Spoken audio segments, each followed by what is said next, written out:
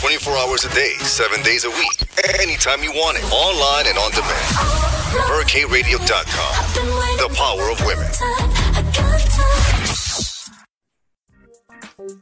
Welcome to Her Business, Her Voice, Her Conversation with Margo Lovett. Heard on VerKRadio.com and worldwide on iHeartRadio. Women reinvented to become entrepreneurs, authors, speakers. Their second act is full of courage, full of how-tos, and inspiration. Now, let's get into the show. Here's your host, Margo Lovett.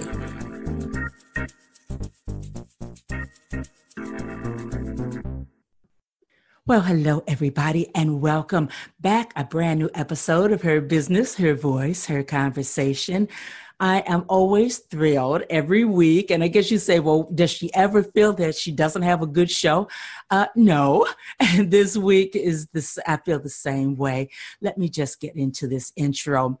Today's guest is a living testimony to faith and perseverance.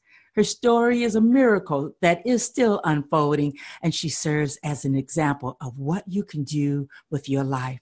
You know, the odds were stacked against her, and she found her way to become one of the most powerful women in entertainment.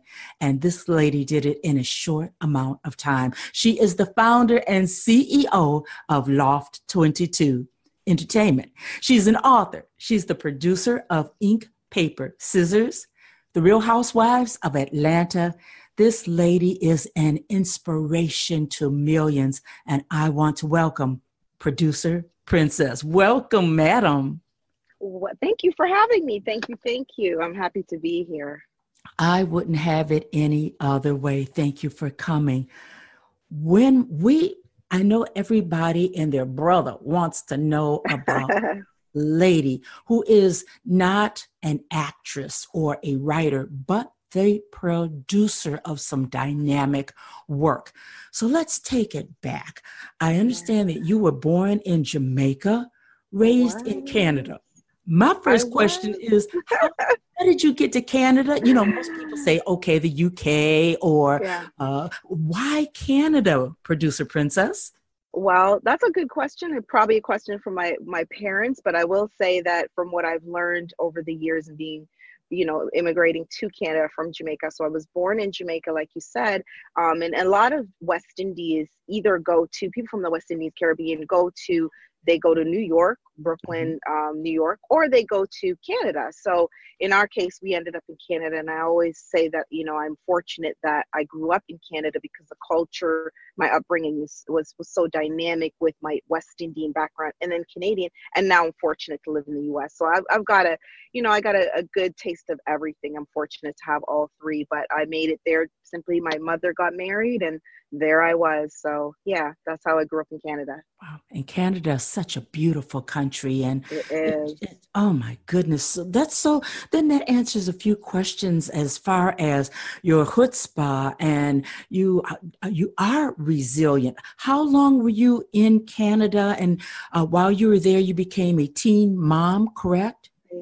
Yeah. So, I guess, that is actually my beginning. So I'm glad we're starting there. That's kind of the reason I am who I am today, is because I strongly believe it. I think that, your destiny and your path is already paid for you. However, I think the footsteps that I took and the journey that I took led me in a more defined and direct method and direct path because I was a young mother. So at the age of 16, I was a mother, became a mother. And being from a West Indian family early on, I knew that although no matter what happened, and I didn't come from, a great deal of means or anything like that. Like I said, being born in Jamaica, that was a third world country. Coming to Canada, both my parents worked full time, and then my mother became a single mother early on. So there was separation in the household and all of that kind of stuff. So I certainly saw my share of struggles, if you want to say, or things that would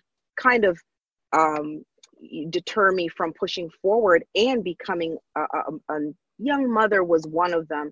However, what that meant to me was, well, kid, now you got to grow up and figure it out. And that's exactly what I set out to do early on. So I did become a young mother, but that's the reason why I believe I really had such drive and focus. I just could not, failure was not an option after giving birth to my son, because now he was all I had, and I was all he had. You know, I have a big family and lots of help, but certainly he was my focus and my drive and my reason. So that's really, you know, I credit a lot of it to him and being a teen mom. I made it. Yeah.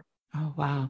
I feel the same way. When you have, I think that whenever, whatever stage of life you're in, and you have that child, all of a sudden the dynamics of your life change and you do grow up. And it's a lot like, failure is not an option. That is not something that you can do.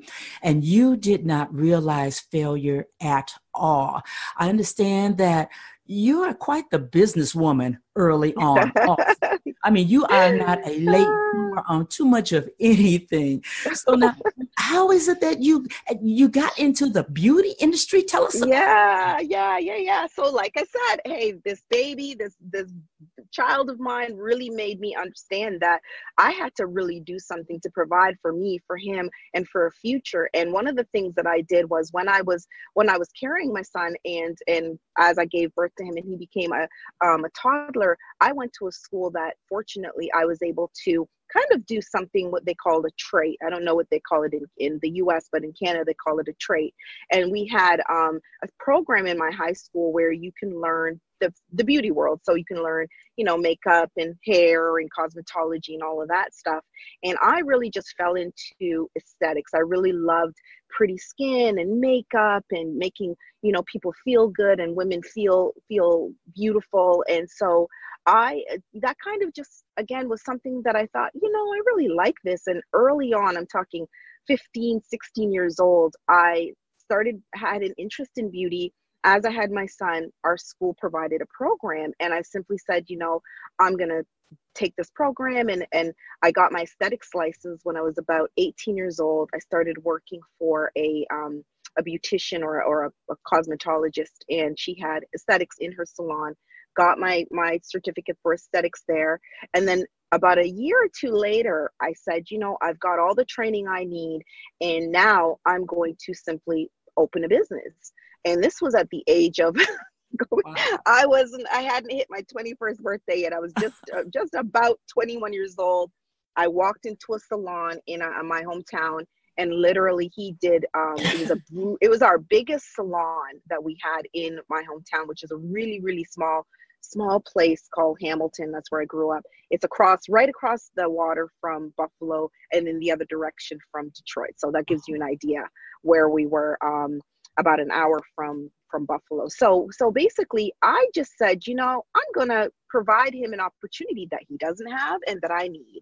And I simply walked in and said, hi, my name is Princess, and I see that you do hair, but I don't see any beauty, aesthetics, makeup, you know, manicures, pedicures. I can provide that service for you.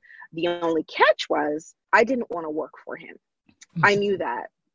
And I knew that early on. I knew that in order to start to pave my own way and have some authority over my own life, I had to ask for what I wanted right away. And so I proposed to him what they now call salon suites. I proposed to him this idea where, hey, I'll kind of rent out your back room, and I'll put my name and my presence in the back, and everybody who comes in and needs that service, they can come right back to me, and, you know, and kind of build my clientele. And that's exactly what I did. He kind of reluctantly looked at me like, you know, this and I was 21, but I looked 16. So he looked at me like, who is this kid? But okay. And, you know, that was it. A week later, I moved in. I did aesthetics out of that spot for about 5 years and just grew my business. And then, you know, took a turn in terms of life and career. And we'll talk about that next. But yeah, that's where it all started. My entrepreneurship drive and vision started early on from that one experience of seeing a need and trying to fill it. Oh, wow. And that principle still rings. Everybody says, look around you. You know, the business, your next business is right in front of you. It's right in front of you. Yes. Oh my goodness, I'm getting goosebumps. Just how I tell you, you are a lady with much chutzpah, grit, and your vision. You know how many people would have just said, "Oh well," and just would have stayed in a salon or something like that, and just would have. They never would have really had the guts to branch out on their own. I have a feeling, Princess, that producer Princess, that just really paved the way for what was coming up down the road here for you. Yeah. You told us earlier that you didn't look for Hollywood. Hollywood found you. Now, let me just ask you this, because I'm looking at your picture. Your skin is beautiful. Your makeup is just, as they say, banging. So is it your presentation that caused Hollywood to come a knocking, or how did that door open? Yeah, okay, let's get into that. Well, so I had moved to Atlanta from Canada. I had been here about 6 months or so, maybe a year, going on a year. And when I got to Atlanta, so when I left the beauty industry, I became a technical underwriter. So I kind of took a turn in my whole life. I moved to Toronto and I said, I love the beauty industry, but what else is there for me? And I think, like so many women, it was kind of trying to find what else I wanted to do, redefine myself, and figure out really what I wanted to become and who I wanted to see myself as. And I thought, well, should I try out this world? So I ended up doing that, moving to Toronto. And right around that time, I met my husband and moved to Atlanta. So shortly after the being a technical underwriter, moved to Atlanta. And I started to just kind of look around, and I didn't know what I wanted to do. But one thing my husband said to me early on was, well, listen, now I would like you to do what you want to do, not what you have to do. And for me, right, and I knew I had his support right from the very beginning of anything I wanted to do. I think I started to look around, and I'll just be honest, my husband comes from an environment, or in meeting him, I got put into an environment where all of his friends are doctors, lawyers, professional athletes. And what stood out to me was I saw a lot of women who were just living their lives. And listen, anybody, however you choose to live is your choosing. But what I saw was a lot of, drink champagne on the patio and go for brunch and shopping. And listen, that's great. We all want to, kick back and sit by the pool all day. However, that was not for me. Yes. That was not for Princess. And I said, I wasn't, and again, not knocking anybody's lifestyle. I love it. I love seeing women be able to just do what they want to do. It just, for me, I've always done something and been passionate about something. And I said, well, this is an opportunity for me to kind of figure out where I wanted to be. I say all that to say that's really how my environment we talked about earlier was the reason why this show happened. So early on, I had a friend of mine who was around me a lot, and she was a photographer, and I would go on set with her a lot, and she would like take photographs of video sets and that kind of thing. So she was from Canada as well, so she would stay with me. I would go with her. And I was on a music video set. It was actually a Snoop Dogg video set, I'll never forget. And I started watching these women, rally for position in front of the camera, and kind of, it was very, very interesting to me. Now, I will say I'm from Toronto, grew up in Toronto, or was in Toronto for a lot of times. And I saw the video modeling world, but I was never really exposed to it. Toronto is a very big hub for video models, but I really didn't get a chance to really see that side of it. So fast forward, I write this idea down on a napkin. The idea was called Dime Piece, and it was a show really about video models. I didn't really know what I was doing. I just said, this is an idea that could be, quote, on television. Now I have to put that in quotes because I had no idea what that meant. For me, I did not have a television background. I did not even pick up a book to read about what is television production. I had not Googled it. When I promised, it led me to this napkin. I wrote on a napkin, and that was my very first treatment. was written on a napkin, and I had no idea what I was doing, just writing down what the girls look like, what the house looked like, what could be, what the episode, I promise you. And that's what I did. That little napkin and that little idea led me to start having conversations with people about, hey, I want to get this in front of somebody because I think I have a really great show idea. And, of course, people were looking at me like, well, because they know the business, but I don't. And I'm like, well, yeah, I think that I need to meet somebody.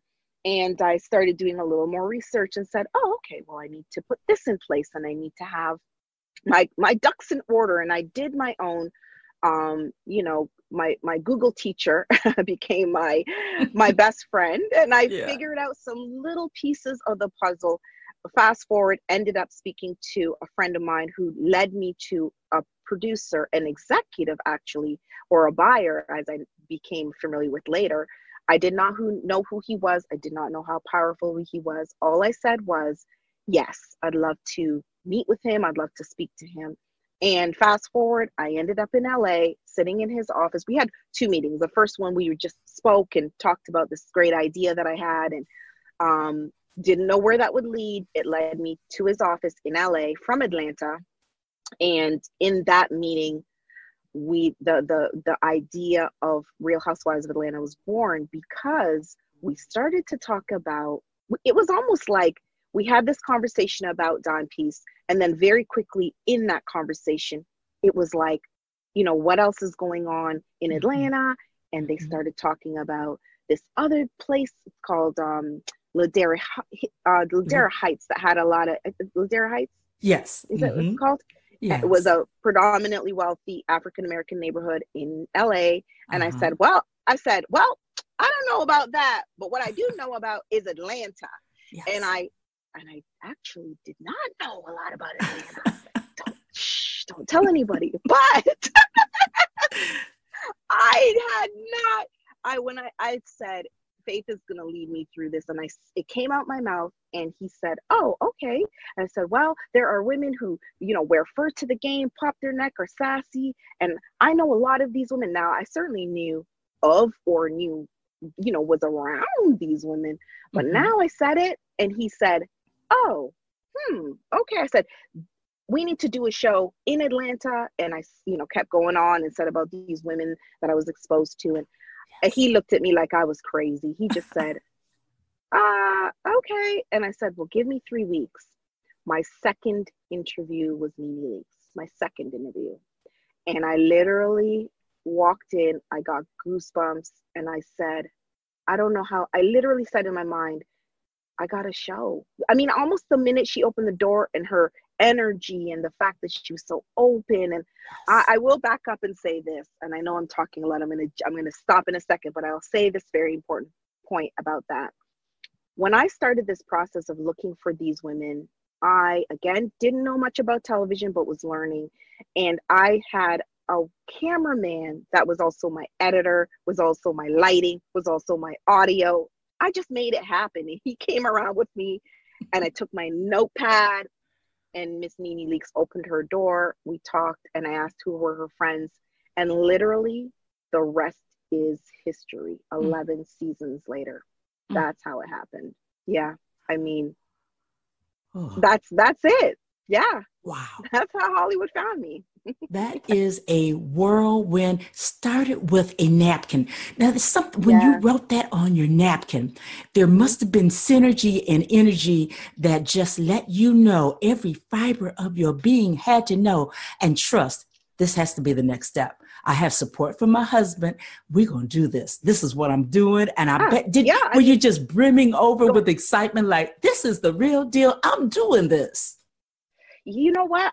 What I knew was, I felt like, because I will be honest, you asked me the question about people asking, was it in front of the camera? I had people say to me, oh, you should do some, acting or modeling or whatever it is that people would say to me early on when I got here. There's a lot of things happening here. And I kind of always knew where I wanted to fit in at, especially at that moment. And I said, I just have these ideas, and I know that something's going to happen with something that I'm thinking. And that opportunity or that environment, me sitting in a room with these women, is the reason why I kind of said, I think I can show the side of this industry that people would be interested in seeing.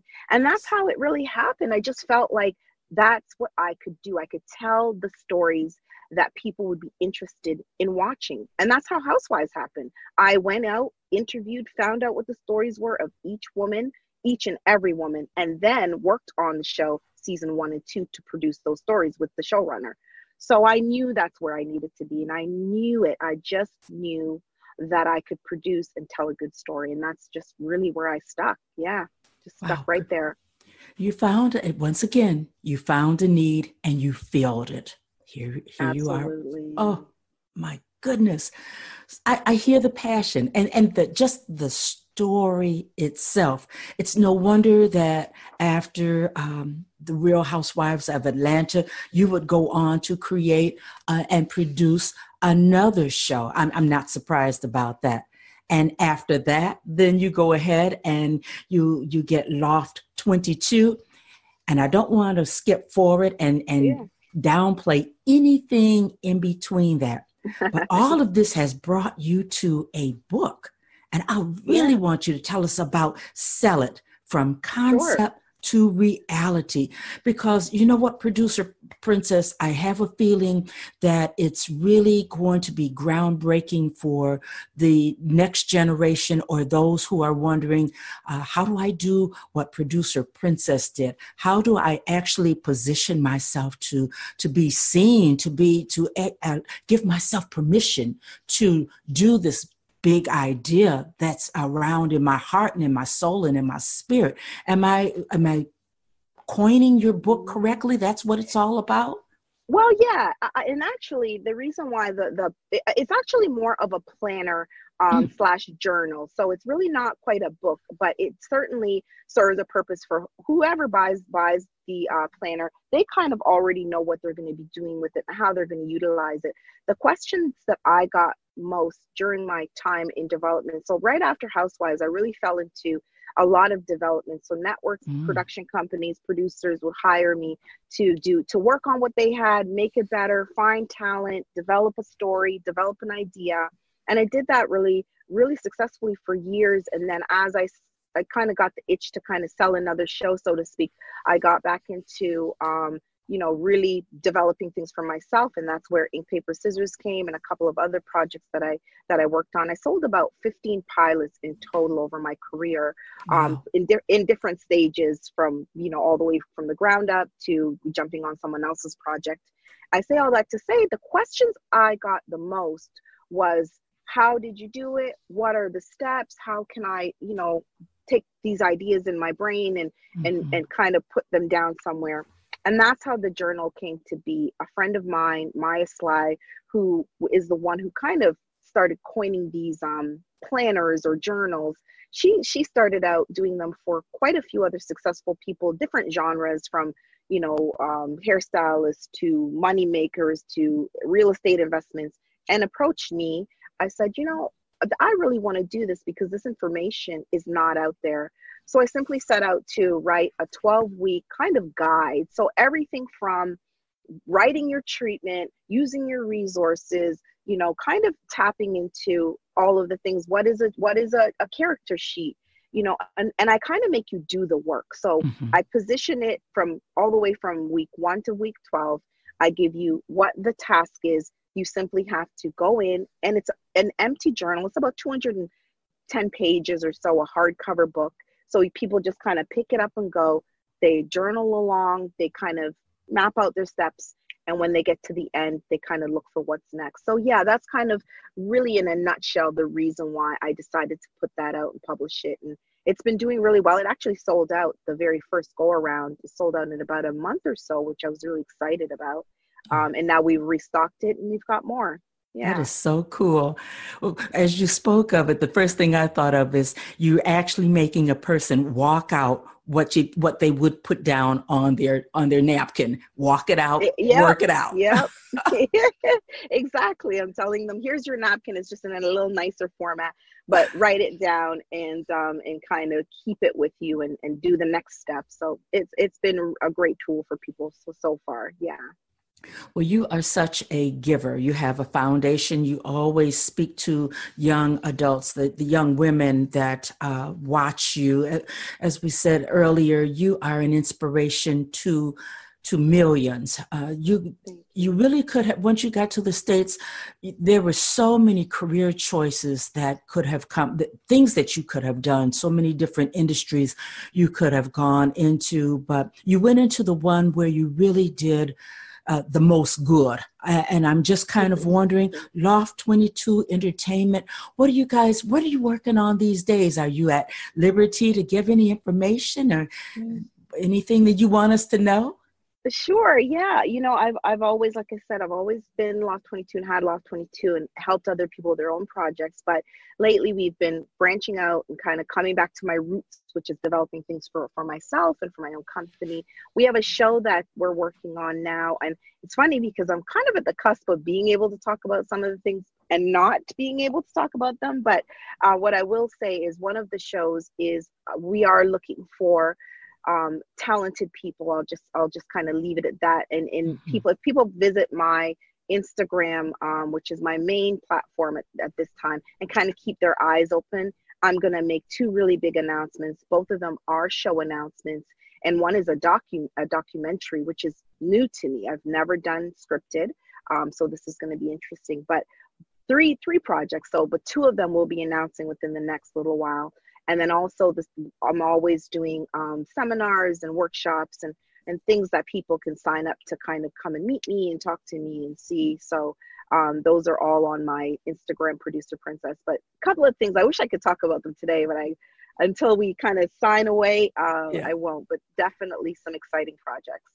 Well, I'm not surprised, and I don't want to pry something out of you prematurely, but I know that you are a lady that is, you are a socialite. You are a fashion trailblazer, but you are a woman that always has something cooking on the stove. I already know that about you.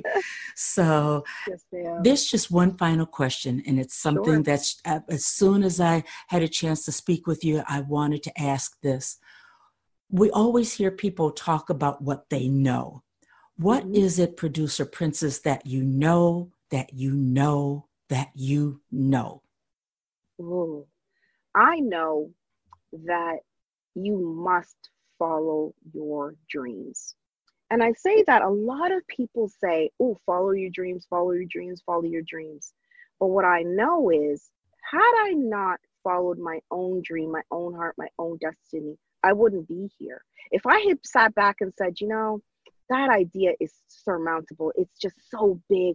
How dare I think I can be a television producer? How dare I? I don't know anything and I'm not qualified and I don't have a degree in television broadcast. If I had told myself all of that and not followed my dream, my true dream and passion, followed my heart, I wouldn't be here today. So what I know is that you've got to listen to that inner voice. You just have to. I used to literally sit in my car and just the thoughts that would flood in, I couldn't control. And I kept thinking, this is really going to happen. This is going to happen. And had I not followed it, it would never have happened. It just wouldn't. That's powerful. That is powerful. I hope everybody heard that. Make note. It's powerful. Don't, oh my goodness. Producer Princess, you have left me speechless because I know what you're saying is so true and the world needs to hear that. I am considerate of your time. You have fed us greatly. This conversation with Princess Banton Lofters, who is Producer Princess. I appreciate your time. Let me tell everybody to get their copy of Sell It from Concept to Reality. And Producer Princess, where can people reach you? Do they best to Google you? You said find you on Instagram. Yeah, that's my main platform. Most people find me there. Producer Princess is my handle. My email is there. My link is there. People DM me. There's many, many ways. My planner is available on my website, which is a link right from my Instagram page. You can find that. Yeah. Spoken as a true professional that she is, very organized. I thank you for this time, and audience, I thank you. You know, as I always say, you have to listen more than one time because this is a dynamic lady who has really given us lessons from the heart and from her own experience. So take it to heart, your own self. Do not sleep on your dreams and be a doer. I'm Margo Lovett. Thanks for tuning in. I'll be back next week with a brand new episode. In the meantime, I invite you to go over to my website, Her Business, Her Voice. My book is over there, and I am also teaching people how to create and launch their podcast. There's so many women who have stories, and it's time that we get our podcast together. It's time that we get our stories out there, okay? So I'll be back next week. In the meantime, I'll see you later. Bye-bye. Thank you for listening to Her Business, Her Voice, Her Conversation with Margo Lovett. Since you like what you heard, go over to herbusinesshervoice.com to get a copy of her book. Subscribe to the show and receive updates, free products, and offers. Be sure to let family, friends, and colleagues know about the show.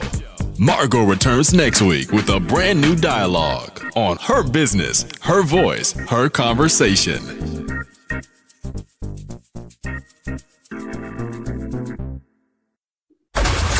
HurricaneRadio.com, certified #1 digital talk radio station in the world. The power of women.